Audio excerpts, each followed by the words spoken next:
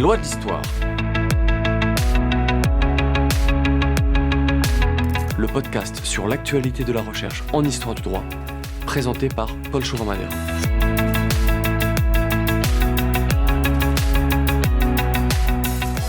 Et vous, est-ce que vous pardonneriez à l'assassin de votre père ? J'espère sincèrement que vous n'avez et que vous n'aurez jamais besoin de vous poser la question, à la différence de la malheureuse Anaïs Gletti. Anaïs, c'est la fille de Philippe, un homme marié, chef d'entreprise, âgé de 48 ans au moment du drame, survenu en 2012. Son corps est alors retrouvé, criblé de 3 balles, sur un chemin perdu du Massif central, pas très loin de Saint-Étienne. Le problème à l'époque, c'est pas de savoir qui l'a tué. Bettina Beau, la secrétaire de Philippe, et sa maîtresse, vous vous en doutez, avoue très rapidement son crime. Le problème, c'est de savoir pourquoi elle l'a tué. Or, malgré 2 années de procédure, aucune réponse satisfaisante n'a été apportée à Anaïs. Pourtant, justice a bien été rendue, la coupable condamnée, la société protégée, mais la fille de la victime, elle aussi victime par ricochet comme on dit, n'a pas trouvé la vérité et donc la paix au terme du procès pénal. Alors, Anaïs s'est tournée vers un nouveau procédé à l'époque, la justice restaurative. De quoi s'agit-il ? Ce n'est pas un tribunal qui viendrait remettre en cause la décision de la cour d'assises, mais c'est un espace de discussion entre la victime et l'auteur du crime, dont le but est de reconstruire la première, responsabiliser le second dans le cadre d'une confrontation normée, structurée, aidée par des professionnels. Est-ce que ça marche ? Anaïs semble dire que oui. Dans un livre publié récemment, elle affirme avoir trouvé des réponses, du réconfort. Mais toutes les victimes ne semblent pas avoir eu cette chance, comme l'explique le rapport de 2 sociologues, Delphine Griot et Sandrine Lefranc, publié lui aussi au mois de mai dernier. Bref, les effets de la justice restaurative sont discutables. Mais, en revanche, son objet est indiscutablement d'aider les victimes à s'en sortir grâce à d'autres moyens que ceux proposés par la justice traditionnelle, qui se révèlent ici, mais comme dans bien d'autres affaires, insuffisantes pour les victimes. Leur situation est pourtant bien meilleure que jadis, comme nous le montre la thèse de Mélissa Bouchard, intitulée « La place de la victime dans le procès pénal, de 1808 à 1958 ». Bonjour Mélissa. Bonjour. Mélissa, vous avez soutenu votre thèse le 25 novembre 2022 à l'université de Montpellier, où vous avez enseigné l'histoire du droit pendant votre doctorat, et où vous-même avez étudié le droit, et en particulier le droit pénal, dans le cadre d'un DU, d'un diplôme universitaire de sciences criminelles que vous avez obtenu en 2012. J'ai donc l'impression que vous aviez déjà à l'époque une prédilection pour cette matière, mais pourquoi ? Est-ce que c'était parce que vous aviez déjà l'idée de faire une thèse dans cette matière, par curiosité, pour poursuivre un projet professionnel en lien avec le droit pénal ? Alors c'était dans un premier temps, par simple curiosité, une appétence assez naturelle pour le droit pénal, même si ça peut paraître assez étrange étant donné toutes les réalités que recouvre cette discipline.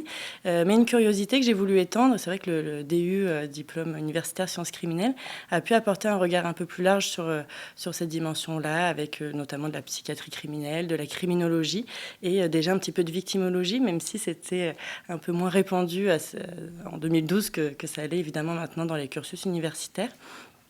Et à l'issue de la licence, j'avais pu me poser cette question aussi de partir en Master 1 droit pénal. Donc ça a toujours été une appétence assez naturelle, mais sans grande vocation précise derrière. Et après cela, vous avez fait votre thèse sur ce sujet dont j'ai donné le titre. Pouvez-vous vous rappeler comment est venue l'idée de ce sujet ? Alors justement, de ces enseignements en droit pénal, de cet intérêt pour le droit pénal, j'ai pu constater tout simplement qu'il y avait une sorte de décalage entre ce qui était justement enseigné de plus en plus en droit pénal, qu'on qualifierait de positif, actuel.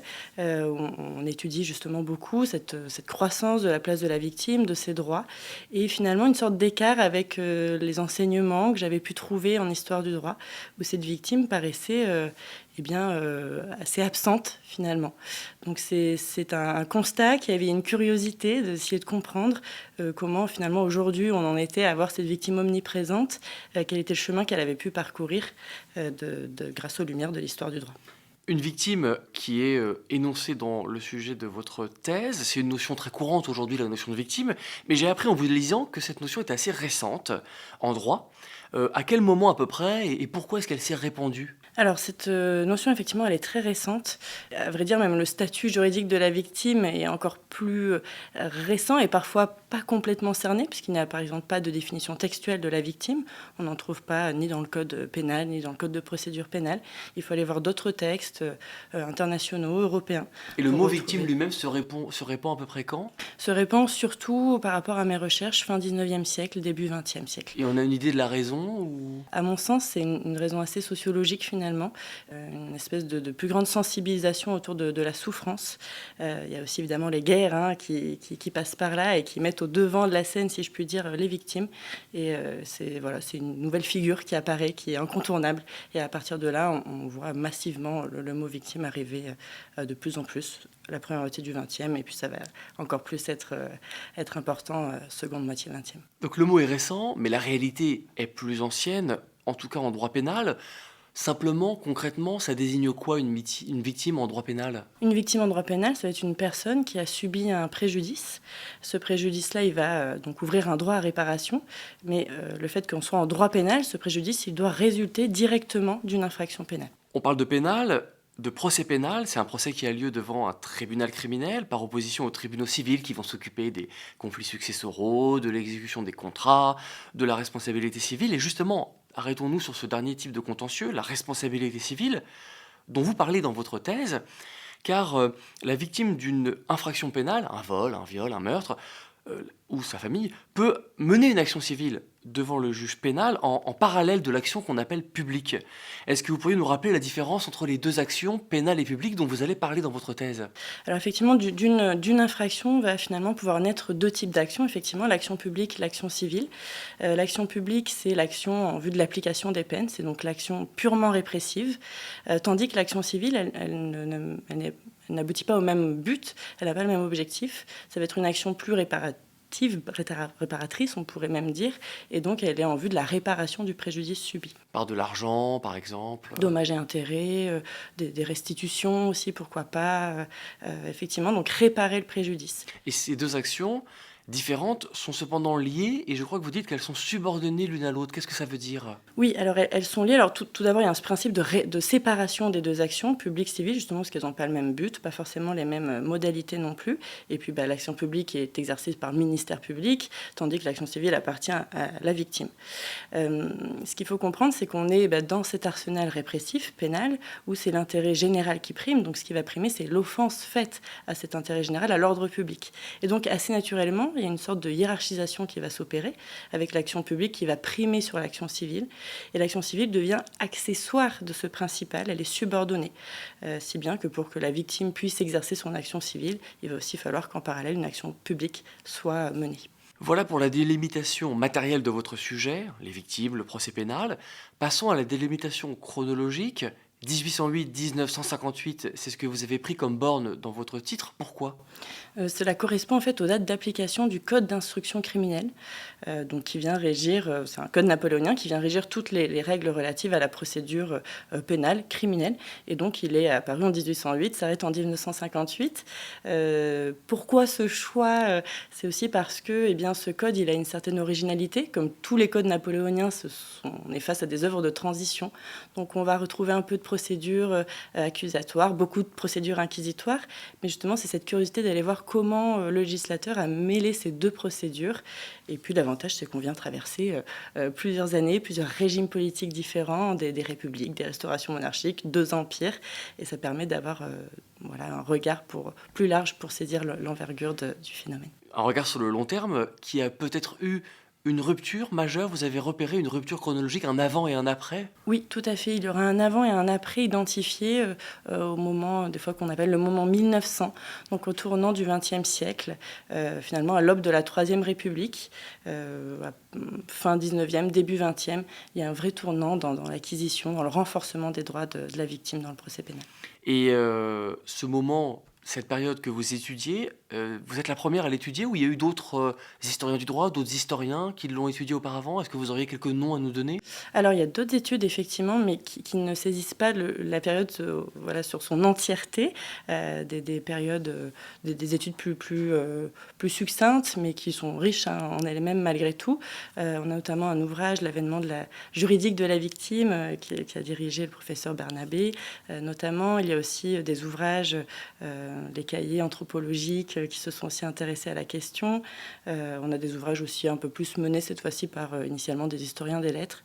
On retrouve voilà, des petits regards, mais c'était intéressant de pouvoir justement avoir une étude plus approfondie. Et ça, l'aspect synthétique plus large de votre travail est déjà un des apports de votre travail. Est-ce qu'il y en a d'autres que vous voudriez mettre en avant, certains points que vous auriez découverts, certaines thèses que vous aimeriez mettre en avant? Alors, au niveau des points, c'est peut-être finalement ce dont on n'a pas conscience aujourd'hui sur la question de la victimisation, c'est que finalement la victime en elle-même, elle revêt diverses facettes, beaucoup d'éléments la transcendent malgré elle, hein, et c'est peut-être aussi pourquoi aujourd'hui on a cette fascination pour les victimes, cette victimisation grandissante.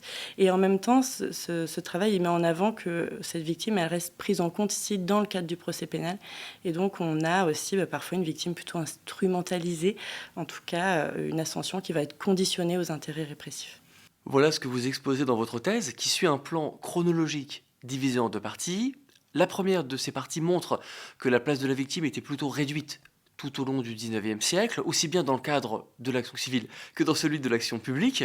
Bien sûr, la victime va profiter du procès dont elle est un peu à l'origine, mais en même temps, c'est pas elle l'actrice principale. Les choses vont ensuite changer au XXe siècle, vous avez parlé du moment 1900, c'est ce que vous constatez, ce que vous expliquez dans votre seconde partie de thèse. On a des choses qui changent en mieux pour la victime, qui va acquérir de nouveaux droits, peut-être même trop selon certains, qui vont dénoncer les abus que le législateur, que la jurisprudence vont canaliser pour essayer de trouver un équilibre peut-être utopique, peut-être inaccessible. Voilà en tout cas le plan de votre thèse, dont nous allons parler dans la seconde partie de notre émission.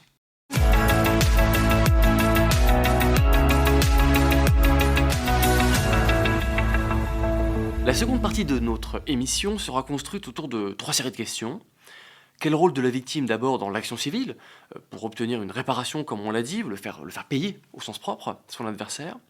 Quel rôle de la victime ensuite dans l'action publique, pour punir son adversaire, le faire payer mais au sens figuré. Mais auparavant, il faut poser une question plus générale pour contextualiser et voir par ce contexte comment a été déterminée fondamentalement la question, les réponses apportées aux deux questions précitées. Et cette première série de questions qu'on va avoir en premier, c'est quel est l'intérêt porté à la victime par la société. L'idée générale, vous l'avez dit, c'est que l'intérêt pour la victime va croissant de 1808 à 1958. C'est une observation qui s'observe, que vous observez dans votre thèse minutieusement dans plusieurs domaines. Et d'abord, pour commencer par ce qu'il y a de plus ancien, de plus profond, dans le domaine religieux.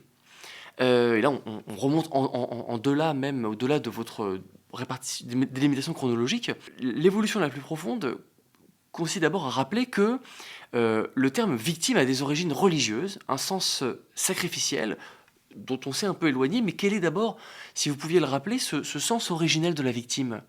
Oui, alors étymologiquement, en fait, la victime renvoie à victima, qui désignait en fait la créature offerte aux dieux, donc soit pour les remercier de faveurs, pour demander des faveurs ou pour demander pardon, parce qu'une offense avait pu être faite et aller créer un déséquilibre. Donc c'est un animal ou un être humain sacrifié comme les Incas ou les Mayas, je ne sais plus, les boucs émissaires. Tout à fait. Initialement, c'était plutôt des animaux, puis ensuite, ça arrivait que ce soit des êtres humains. Vous parlez de boucs émissaires, du coup, ça fait aussi écho à René Girard, toutes les thèses qu'il a faites justement sur la question du bouc émissaire. Pour lui, la victime est une bouc émissaire et elle est même, d'ailleurs, par son sacrifice, la matrice même de la société. Sens religieux, donc ancien, sacrificiel, mais qui a progressivement disparu, notamment parce que vous le dites brutalement, Dieu est mort au XIXe siècle, siècle de sécularisation, de désenchantement du monde, de recul de la religion. Est-ce que cette grosse évolution théologico-culturelle a eu des conséquences sur le procès pénal ? Alors ça va en avoir sur le procès pénal, sur la notion même de victime, puisqu'elle va quelque peu se séculariser aussi, elle va se détacher un petit peu de cette théologie. Alors la théologie chrétienne, judéo-chrétienne est aussi passée par là, ce qui fait que cette victime sacrificielle, elle est aussi perçue comme innocente. Ça, c'est un prisme, mine de rien, qui va rester pour les siècles à venir, en l'occurrence. Mais sur le procès pénal, effectivement, peut-être c'est ce désenchantement du monde va avoir certains échos par rapport à la perception que les individus vont avoir, notamment de la douleur, du sacrifice. Peut-être qu'avant, il avait une justification justement spirituelle, théologique, qui nous permettait d'apaiser cette peine, de l'expliquer. Tandis qu'avec cette sorte de rationalisation du monde, effectivement, peut-être que Dieu est mort, alors c'est une formule de Nietzsche initialement, Dieu est mort, et du coup, on va devoir peut-être se tourner vers d'autres institutions pour essayer d'apaiser cette souffrance qu'on ne justifie plus de manière transcendantale. Oui, puisqu'auparavant, c'était à la fois la sanction du péché originel et puis une façon, en souffrant ici, de passer moins de temps dans, pas l'enfer, mais le purgatoire, pour aller ensuite au paradis. Là, non, c'est injustifiable. Il faut donc agir. Qui agit? L'État, qui doit s'occuper de la victime, l'aider à trouver, à punir le malfaiteur. Mais vous rappelez aussi que l'État, à l'époque que vous étudiez, a essayé d'aider les victimes à surmonter des accidents, à couvrir des risques massifs, structurels. De quoi s'agit-il? Alors, on va avoir tout ordre de catastrophes. Ça peut aller de la catastrophe naturelle, de plus en plus, justement, fin 19e, début 20e siècle. L'État va avoir cette fonction sociale. L'État va réparer les préjudices, notamment parfois des gros orages, de la grêle, il y a eu des grandes tempêtes au début du 20e siècle. L'État va se positionner pour venir réparer les victimes. Ça va être aussi, tout simplement, de manière plus évidente, les victimes des guerres, et notamment de la Première Guerre mondiale. Où là, on a encore des innocents qui souffrent, mais pas à cause d'un criminel, mais à cause plutôt de la nature, de quelque chose que l'État doit affronter. Et ça montre l'intérêt de l'État pour les victimes, pas seulement pénal, mais il y a aussi un intérêt de la société, comme vous le montrez pour les victimes, notamment via le regard des médias. Et j'ai appris dans votre thèse que les journaux qui se développent au XIXe siècle vont s'intéresser aux victimes. Ça nous paraît naturel aujourd'hui, mais ce n'était pas le cas avant. Qu'est-ce qui se passe justement au XIXe siècle? Alors, au XIXe siècle, déjà, il y a une augmentation de la criminalité, et ça va avoir un certain écho, effectivement, dans les médias, qui vont comprendre assez naturellement que ça fascine la population, une espèce d'attrait sordide pour toute affaire criminelle, notamment à partir de 1890, il y a une fascination totale pour les crimes passionnels, etc., les crimes contre la pudeur, et en fait, elle va recevoir un public qui va ne faire que s'amplifier. Et ça va être l'occasion, effectivement, justement, de certes aller voir le criminel, mais surtout d'aller s'apitoyer sur les victimes de ces affaires-là. Victimes qui suscitent aussi l'intérêt des artistes. Et vous parlez de cet intérêt artistique, notamment à partir de la Révolution, chez les romantiques aussi, je crois, après. Qu'est-ce à dire? Que disent ces courants artistiques des victimes? Alors, le romantisme, justement, qui va marquer tout le 19e siècle, qui est justement ce siècle où les choses se mettent un petit peu en place avant qu'il y ait cette bascule fin 19e siècle. Ce romantisme, si on peut dire, c'est un peu ce siècle où ce courant où on va porter notre cœur en écharpe. Et donc, on n'aura plus peur d'exalter nos sentiments, de dire justement notre souffrance, de la clamer, et aussi d'attendre une reconnaissance par rapport à cette souffrance-là. Donc, ça va se ressentir au niveau des arts, la littérature, la peinture, mais aussi de manière sociologique, en tant que tel. Et donc, on n'aura plus peur de dire sa souffrance, et on va aussi commencer à se préparer à voir la souffrance d'autrui, à l'entendre, à la reconnaître. C'est plus quelque chose que l'on cache, comme ça pouvait l'être avant. Et toujours sur le contexte scientifique cette fois, vous avez parlé de victimologie tout à l'heure, une discipline spécifique, cette victimologie, c'est quoi? Moi je connaissais la criminologie, mais la victimologie, qu'est-ce que c'est? Alors la victimologie, c'est une composante initialement de la criminologie. Elle naît de la criminologie, elle est complémentaire à la criminologie. Elle naît milieu XXe siècle en l'occurrence. En Europe, au Canada aussi, aux États-Unis, plusieurs représentants de cette école de victimologie, Mendelssohn par exemple, von Hentig aussi, qui était un Allemand. Et quel est leur but? Le but, initialement, c'est de lutter contre la criminalité. Donc on a une portée en fait vers la prévention du crime. Et du coup, l'idée, c'est finalement d'avoir une étude étiologique du crime. Et dans cette étude étiologique, on se rend compte que la victime pourrait être un élément qui pourrait expliquer la commission du crime. Donc en fait, on va venir s'intéresser à ce que certains appellent la responsabilité fonctionnelle de la victime. pour mieux comprendre le crime, éviter que finalement, in fine, le crime se produise ou se reproduise. Et donc il y a une sorte de classification, je crois, des victimes qui attire plus ou moins le malheur. Oui, exactement. En fait, on se rend compte qu'on a une victime catalyseuse, si on emploie ce terme-là, qui pourrait être à l'origine de l'infraction. Donc on n'est pas encore dans un courant où on s'apitoie sur les victimes, où on veut développer des structures, des associations. C'est pas du tout ça. On veut expliquer le crime. Et donc on a une typologie qui vient un peu refléter celle des positivistes italiens, hein, de Lombroso, avec le criminel né. Voilà, on aurait la victime née, par exemple. On aurait la victime latente qui va plus ou moins appeler la commission du crime. Et puis on a la victime coupable, hein, qui va finalement, par exemple, lors d'une bagarre, devenir le coupable. Toute une typologie est dessinée, plusieurs même typologies sont dessinées, en fonction notamment du degré de culpabilité de la victime. Voilà donc pour le contexte, l'image de la victime, sa place dans les médias, les arts, la science, bref, la culture.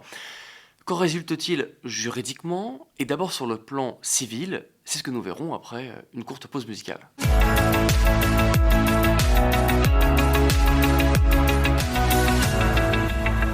On l'a dit, l'action civile est l'action qui sert à réparer le dommage subi par la victime en raison d'une infraction commise par le criminel.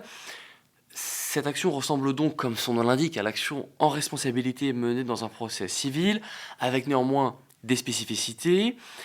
On ne pourra pas évidemment tout voir, mais assistons sur 2 points, le préjudice, ce qu'a subi la victime, et la réparation, ce qu'elle veut, cette victime. Sur la cause du préjudice d'abord, ici ce n'est pas juste une faute. C'est pas n'importe quelle faute que va prendre en compte l'action civile menée dans un procès pénal. C'est une faute qui résulte de la violation du droit pénal. Sinon, c'est un problème purement civil. C'est pas toujours évident, mais n'insistons pas là-dessus.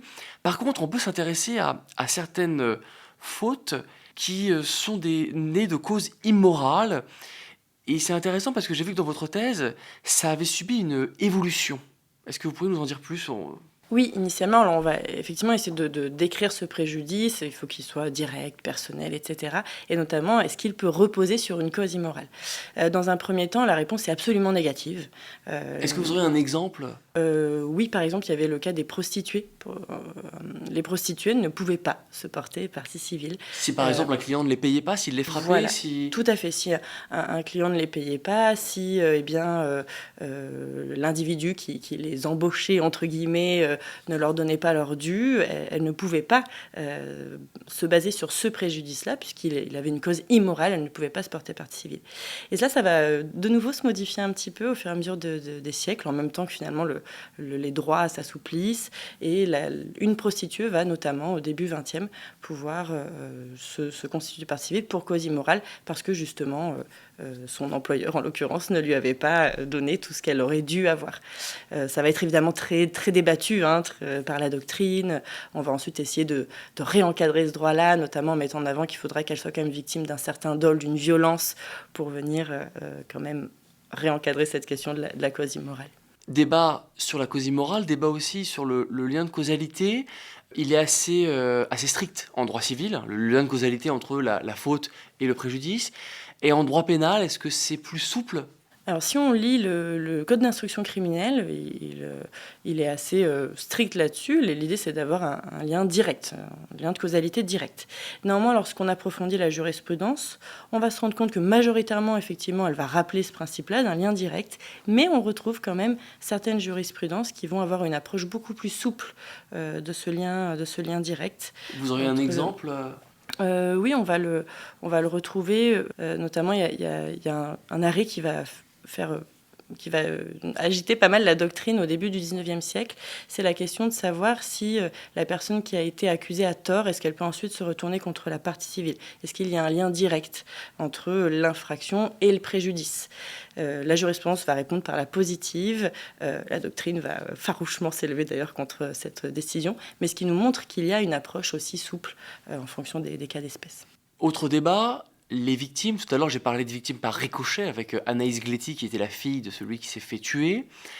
Est-ce que vous avez aussi vu cette notion ? Est-ce qu'on a eu des débats sur l'intégration ou pas des victimes par ricochet ? Oui, on en a eu. Alors initialement, de nouveau, ça fait écho aux grands principes qui vont entourer la question du préjudice. Il faut que ce préjudice il soit aussi subi personnellement. Donc de prime abord, ce serait la victime directe, on pourrait dire, hein, celle qui a été le réceptacle direct de l'infraction. Du vol, du viol, du meurtre. Effectivement, mais on va aussi commencer à dire qui, par exemple, si c'est le père d'une fille, justement, là, il y a un lien de parenté dans cette affaire dont vous parliez. On va aussi pouvoir se dire qu'il y a un lien de puissance, notamment entre deux individus, et finalement, le père d'un enfant va d'ailleurs peut-être, pourquoi pas, exercer son action civile en son propre nom. Et puis à côté de ça, on a les victimes par ricochet, comme on l'entend aujourd'hui. Ces victimes par ricochet, elles vont être elles aussi de plus en plus prises en compte de 1808 à 1958, assouplissement de ce lien personnel. On va de plus en plus se dire, oui, certes, le lien de parenté, il est important pour venir se dire, il y a victime par ricochet, mais on va aussi mettre de plus en plus en avant l'intérêt d'affection. Des concubins, par exemple. Concubin, c'est un très bon exemple. Le concubinage, la concubine va pouvoir, courant 20e, se porter partie civile, alors qu'il n'y a pas lien de parenté, de lien officialisé entre elle et la victime. Voilà pour le préjudice. Passons à la réparation. Réparation, pourquoi ? Parce que vous le dites, c'était vu comme un droit naturel. On n'avait donc pas besoin de texte de loi, mais c'est étrange à un 19e siècle qu'on présente dans les facultés de droit comme le siècle du positivisme, le triomphe de la loi. N'est-ce pas un peu étrange ? Alors, ça peut paraître contradictoire, mais je crois que ce droit à la réparation, il est tellement enraciné en réalité. Depuis le droit romain, il revêt déjà ce caractère de droit naturel très rapidement.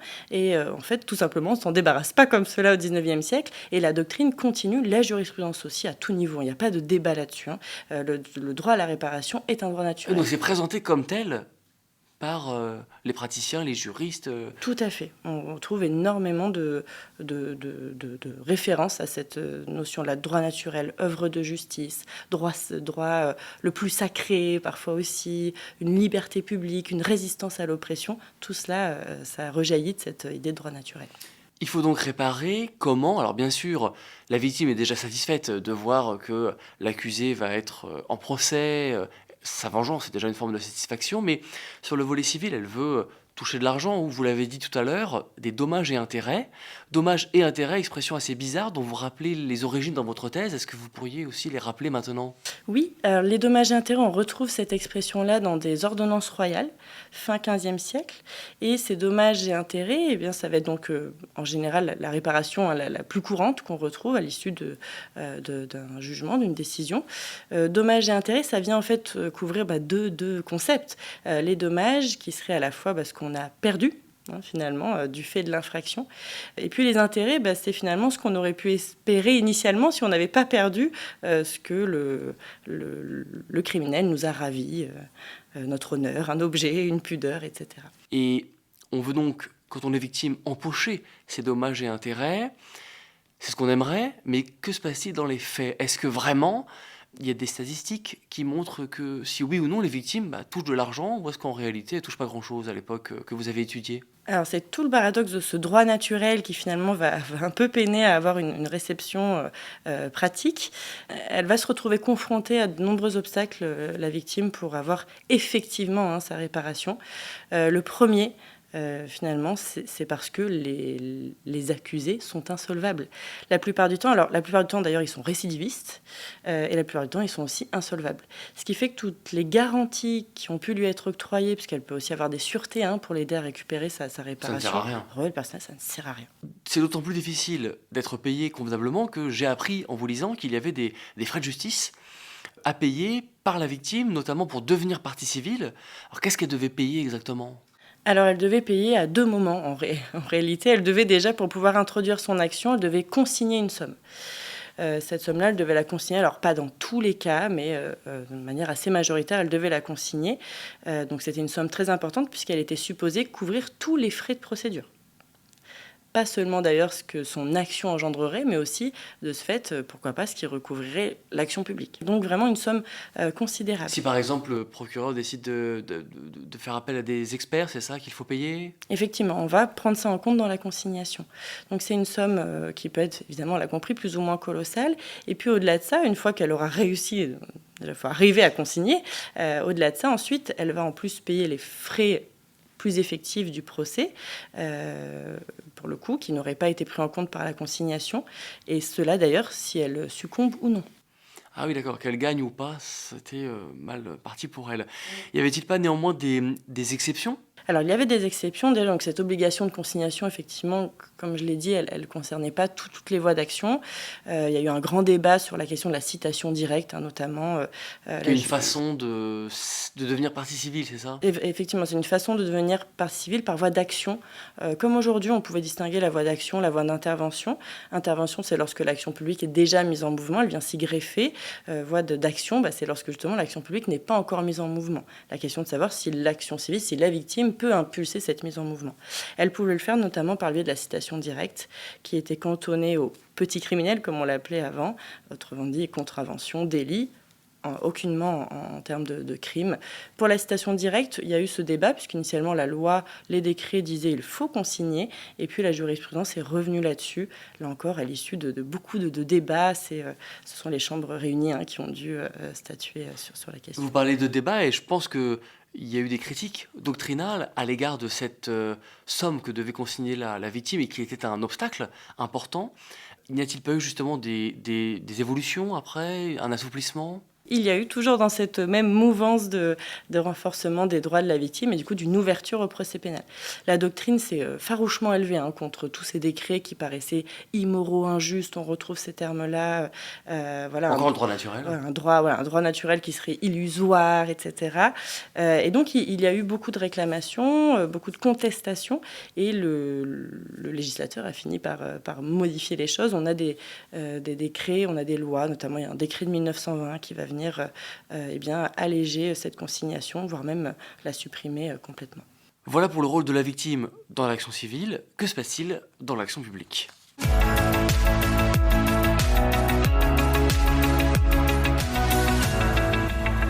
À l'origine, et pendant longtemps vous le rappelez, la victime avait une place essentielle dans l'action pénale qui servait en fait à assouvir sa vengeance. Est-ce que vous pouvez le rappeler à nos auditeurs, même si ça sort du cadre chronologique que vous aviez délimité ?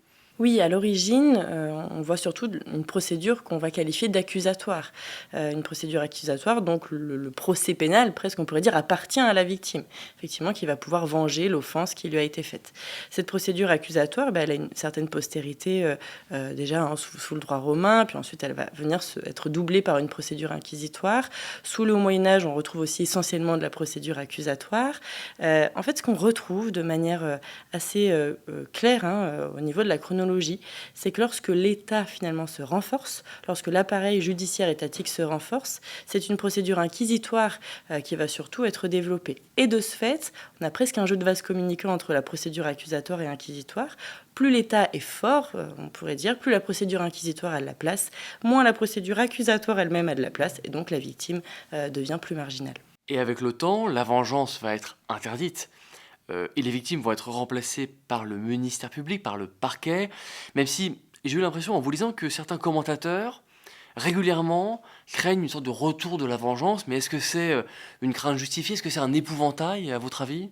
Alors je dirais que c'est un peu des deux. Il va y avoir des craintes très fortes dès le début. Dès le début du 19e siècle, on retrouve beaucoup d'auteurs qui ont peur en fait de cette victime, qui ont peur de ses instincts primaires, vengeurs, qui seraient là aussi des instincts primaires naturels. C'est d'ailleurs pour ça qu'il y a toutes ces réglementations autour des frais, de la consignation, etc. Parce pour dissuader les... Voilà, on essaie de cantonner au maximum cette place de la victime parce qu'elle effraie de par cet instinct vengeur. Donc on retrouve beaucoup d'allusions à cela. Néanmoins, on va avoir cette espèce finalement de combat doctrinal, parfois même au sein d'un même auteur, c'est pas forcément deux camps bien distincts, entre d'une part, certes, il y a ce droit naturel à la réparation, certes, on se dit que la victime, qui est quand même le réceptacle premier de l'infraction pénale, doit avoir une certaine place dans l'arène, dans le procès pénal, mais en même temps, cette crainte d'une vengeance. Quoi qu'il en soit, le parquet, qui est composé de magistrats professionnels, dont le métier est de poursuivre les délinquants et les criminels, va prendre le dessus, va s'occuper de la vengeance en quelque sorte étatique. Pouvez-vous nous rappeler les origines de cette institution qui n'a pas toujours existé, même si elle est très importante aujourd'hui ? Oui, le ministère public, alors il va trouver ses origines dans une ordonnance de 1303 exactement, c'était sous Philippe le Bel, on les appelait les gens du roi. Là encore, on voit bien que justement l'État arrive à se reconstruire autour de la personne royale justement au XIIe, surtout XIIIe, et donc début XIVe siècle, sans trop d'étonnement, on voit cette institution apparaître, les gens du roi qui vont justement rendre justice, porter l'action pénale au nom de l'État royal, on pourrait Mais dire. au début, il ne défendait que les intérêts du roi ou il défendait déjà les intérêts de la société et donc de toutes les victimes? Alors initialement, ils avaient vocation à défendre les intérêts du roi, mais très rapidement, on est venu doubler cet intérêt de l'intérêt de la société qui est porté par justement cet État royal en construction. Donc au début, c'était par exemple une infraction qui portait atteinte au domaine royal, aux forêts royales, aux agents royaux, et puis petit à petit à n'importe quelle infraction. Oui, c'est ça. Initialement, il y avait cette distinction aussi délit public, délit privé, qui n'existera plus d'ailleurs avec notamment ce code d'instruction criminelle sous Napoléon. Le ministère public a donc plus de droits en un sens que la victime, c'est lui la partie principale. Qu'est-ce que ça veut dire que le ministère public est la partie principale d'un procès pénal? Alors, c'est la partie principale, c'est la partie poursuivante par excellence. Comme nous l'avons dit, elle va exercer cette action publique au nom de la société. D'ailleurs, elle a eu une délégation de cette action publique. Et donc, c'est elle, c'est son intérêt, c'est cet intérêt qu'elle porte qui prime au sein du procès pénal. Donc, c'est elle qui va exercer cette action publique, c'est elle qui va finalement décider avant tout si oui ou non il y aura un procès pénal. Oui, avec la victime, en principe, ne peut pas le faire. Et c'est vrai que le procès, ce n'est pas une joute entre la victime et le criminel. C'est plutôt entre le procureur et le criminel. Oui, c'est cette dualité, effectivement, ministère public à ce moment-là, le véritable accusateur, celui qu'on appelle accusateur, c'est le ministère public et non pas la victime, qui est vue comme une personne tierce au procès pénal. La victime a donc moins de droits que le procureur. Et par rapport à l'accusé, au coupable présumé, est-ce qu'elle a eu moins de droits? L'attention s'est surtout portée dans la protection de celui qui était estimé faible, en position de faiblesse? Ou est-ce que la victime avait autant de droits? Alors, initialement, il y a une asymétrie entre les droits du prévenu et de la victime. Et ce qui peut paraître étonnant, c'est que cette asymétrie, elle est défavorable à la victime. Effectivement, dans un premier temps, on va surtout s'affairer autour de la création de droits pour le prévenu. Par exemple, la grande loi Constant 1897 sur l'instruction, elle vient donner des droits aux prévenus en matière d'instruction, des droits que la victime n'a absolument pas. Quand je dis la victime, d'ailleurs, la partie civile, la partie au procès, partie civile, elle ne les a pas. Également sur la question de l'assistance judiciaire. L'assistance judiciaire, on a une Donc loi... c'est l'argent que l'on donne pour les pauvres criminels qui sont dans un procès ou présumés criminels, ils vont être aidés pour payer un avocat, etc. Oui, exactement. Ils vont avoir une assistance pour être assistés au sein du procès. On est milieu 20e, 1851 exactement, et il va falloir attendre en fait 1901 pour que la victime puisse aussi bénéficier d'une assistance judiciaire. Ah oui, donc au début, la victime, jusqu'en 1901, devait payer son avocat. Tout à fait. Revenons au ministère public qui a le monopole sur l'exercice de l'action, mais sur sa mise en mouvement. Est-ce que l'action publique peut être initiée par d'autres? Et avant de voir la victime, est-ce qu'elle peut être initiée par des tiers? Est-ce qu'à des moments de l'histoire, il y a eu des tiers, des citoyens zélés qui ont pu initier les actions publiques? L'action publique, elle va se retrouver aussi un petit peu modifiée, c'est vrai, sous la Révolution. On va avoir une sorte d'accusation populaire, la dénonciation, l'accusation populaire. D'ailleurs, ça vient remettre un peu en cause cette procédure inquisitoire en tant que telle, mais en même temps la procédure accusatoire aussi, parce que ce n'est pas que la victime de l'infraction qui va pouvoir porter cette action publique, elle va pouvoir le faire aussi, mais toute personne, tout citoyen va pouvoir aussi exercer plus ou moins cette action répressive. Mais ça, c'était pendant la Révolution et ça s'est vite arrêté. Ça s'est vite arrêté, effectivement. On a une loi à la fin de la Révolution, quand Napoléon en fait arrive et qui clôture aussi ce droit révolutionnaire. Il va réinstituer le ministère public, redonner des droits à cette partie publique, et ensuite, par le code d'instruction criminelle, il va venir consacrer ce revirement qui est finalement quelque chose qu'on retrouvait déjà avant la Révolution. Donc laissons de côté ces tiers, intéressons-nous aux victimes. On l'a dit, en principe, le procureur n'a pas besoin de leur accord, de leur action pour poursuivre, même si la victime n'a pas envie, qu'elle a peur des représailles, que sais-je, le procureur peut poursuivre. Mais j'ai cru comprendre, cela dit, que leur intervention aux victimes était parfois nécessaire, c'est-à-dire que sans elles avaient une sorte de veto, et que sans elles, le ministère public ne pouvait pas agir. Dans quel cas exactement ? Voilà, on va retrouver plusieurs cas d'infraction, ils sont strictement limités, ça relève de l'ordre de l'exception. En fait, on va retrouver notamment des infractions qui vont venir blesser l'honneur de la famille. Là, on estime que peut-être que c'est mieux pour ces victimes-là que l'histoire, l'affaire n'éclate pas au grand jour. On va avoir notamment les questions d'adultère, de rapt avec séduction. Donc c'est quand on kidnappe une fille de famille pour ensuite éventuellement avoir des relations sexuelles. Exactement, voilà. Ces deux cas-là qui effectivement peuvent jeter une infamie sur la famille à l'époque, il va falloir une plainte préalable nécessaire de la victime pour que le ministère public puisse exercer l'action publique. Il y avait un autre exemple qui m'avait marqué, puisque j'ai un petit péché mignon pour l'histoire militaire, c'était, il me semble, pour les infractions éventuellement commises par des fournisseurs aux armées, alors même que la mauvaise qualité, le retard dans la fourniture de pain, d'armes, de vêtements, que sais-je, pouvait avoir des répercussions désastreuses sur les armées.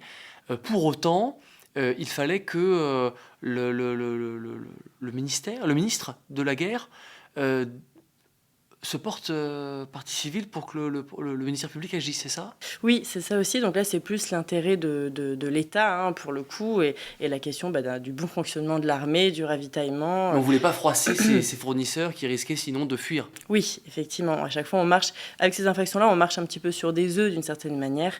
On essaye de mesurer finalement inconvénient, avantage du procès pénal. Et toujours, pour parler et relativiser le monopole du parquet, on a vu donc que dans certains cas, l'action de la victime était nécessaire, mais est-ce qu'elle peut être suffisante ? C'est-à-dire, est-ce que, à l'origine, sous le code de 1808, la victime pouvait outrepasser, surmonter le refus du parquet, qui dirait non, les poursuites sont inopportunes, il n'y a pas assez de preuves, on n'y va pas, et la victime dire si, on y va, on va devant le juge d'instruction, on poursuit le procès. C'était possible ou pas ? Alors, c'est une grande question. Enfin, c'est tout ce qui fait débat. C'est presque le noyau dur, je pourrais dire, de cette thèse en termes de droits procéduraux. Justement, par voie d'action.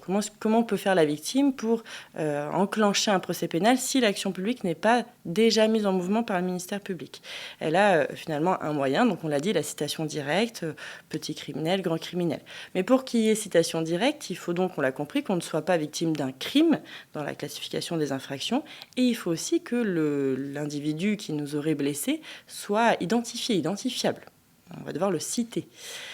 Pour tous les autres cas, en l'occurrence, on imagine bien que dans la majorité des cas, justement, on ne connaissait pas forcément son malfaiteur. On a une autre possibilité, c'est de porter plainte avec constitution de partie civile auprès notamment du juge d'instruction.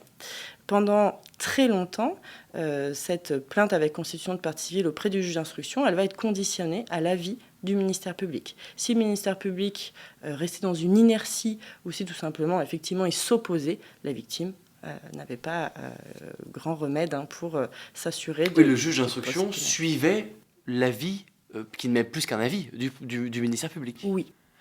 Et ça a évolué ? Ça a évolué, justement, c'est un grand tournant dans les droits de la victime.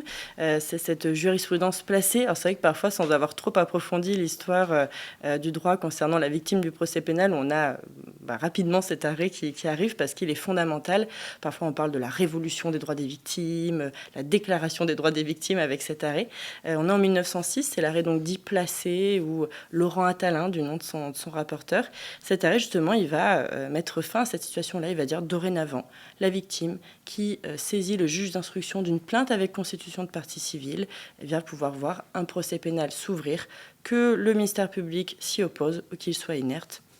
L'action publique va pouvoir être mise en mouvement. La victime a le dernier mot parce que c'est un droit naturel, on l'a dit, de poursuivre, d'avoir justice.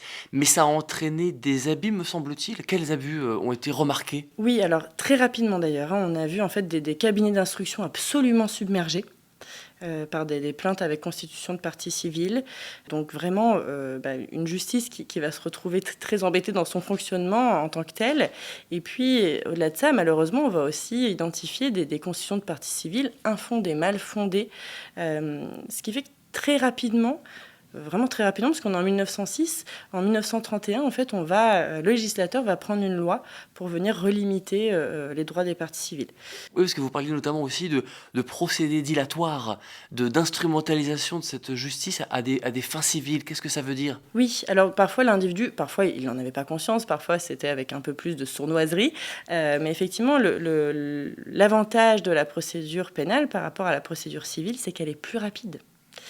Il y a aussi des allègements en termes de preuves. Et donc au lieu de faire on sait que c'est pas une infraction, mais au lieu d'aller devant un procès civil classique, on se dit je vais aller devant le procès pénal, ce sera plus facile. Exactement, ce sera plus facile. J'ai un droit d'option en tant que victime. Bon, eh bien ça va être plus pratique certainement d'aller au pénal, alors que finalement je sais qu'initialement mon affaire serait purement civile. Vous l'avez dit, il y a eu un retour de bâton dans les années 30. Est-ce que notamment on va prévoir des sanctions, des dommages et intérêts pour l'accusé qui aurait finalement été innocent? Est-ce que la victime devra payer des dommages et intérêts à l'accusé, accusé innocemment, injustement? On va en profiter avec cette loi de 1931 pour renforcer la responsabilité de la partie civile mauvaise plaignante. Effectivement, elle va pouvoir payer des dommages et intérêts, être attaquée pour dénonciation calomnieuse. On va aussi parfois alléger la recherche de la mauvaise foi, parce qu'on veut impérativement relimiter ce flot de constitution de partie civile. Alors, c'est pas non plus un aller-retour avec cette loi de 1931. D'une aucune manière, la loi va revenir sur la jurisprudence placée qui permet à la victime de saisir de mettre en mouvement l'action publique en saisissant le juge d'instruction, mais notamment sur un point où on va voir vraiment un acquis être enlevé par la loi de 1931, c'est le fait qu'elle puisse instruire in personam, donc en visant vraiment la personne. Cette jurisprudence, elle date de 1925. En 1931, on va dire non, ça fait justement trop de dégâts, il y a trop de personnes qui sont accusées à tort, du coup on va revenir dans une instruction plus neutre. Contre X, on pourrait dire? Contre X. Il y a donc des dommages et intérêts qui peuvent être payés par la victime. Il y a aussi des sanctions pénales contre la victime? Oui, la victime peut être condamnée pénalement si on retrouve justement cette dénonciation calomnieuse. Eh bien, merci beaucoup, Mélissa, d'avoir répondu à mes questions, qui donnent seulement un aperçu de votre thèse, dont je rappelle le titre, La place de la victime dans le procès pénal de 1808 à 1958.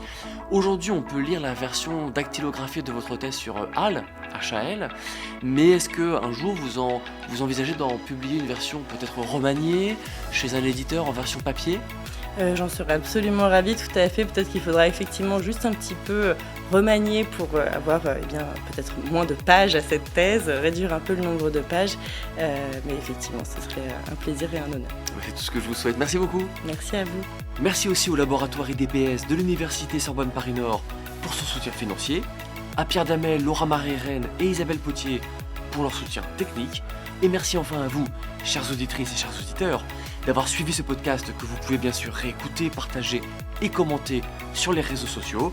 En attendant le prochain épisode des Lois de l'Histoire, le podcast sur l'actualité de la recherche en histoire du droit.